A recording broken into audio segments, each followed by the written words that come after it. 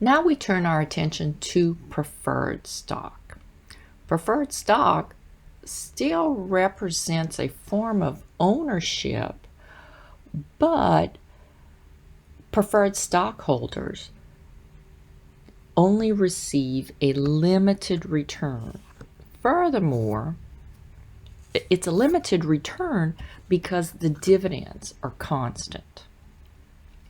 Furthermore, preferred stockholders do not have a say-so in the firm's corporate policy. In other words, they have no ability to vote for members of the board of directors. It's a hybrid security. Why is it called a hybrid security? Even though on the balance sheet it still shows up in the equity portion, but it acts a lot like bonds, which we know is a liability. So how is it like bonds? It's like bonds because preferred stockholders received this fixed dividend. It is stated at the get-go. It's no more, no less. It is constant. It's a fixed dividend. Just like bondholders receive their coupon payments that are fixed. So that's how it looks like bonds. But again, it's a form of equity. It just doesn't have any voting privileges. And when the firm has pays a dividend, it does so after it's paid its bondholders their coupons, but before any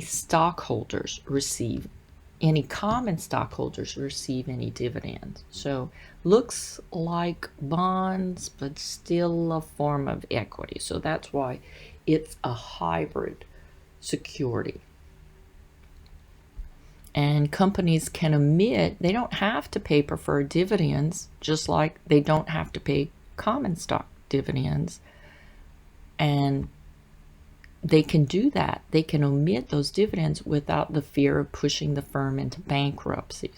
Whereas with bonds, a firm can't omit paying coupon payments to their bondholders. They have to pay them. If they don't, well then certainly those bondholders can push the firm into bankruptcy. So how are we going to value preferred stock? Oh, one more thing. Not all corporations issue preferred stock. I think we've said that before. All corporations issue common stock. That's how they evidence ownership. But not all firms choose to issue preferred stock.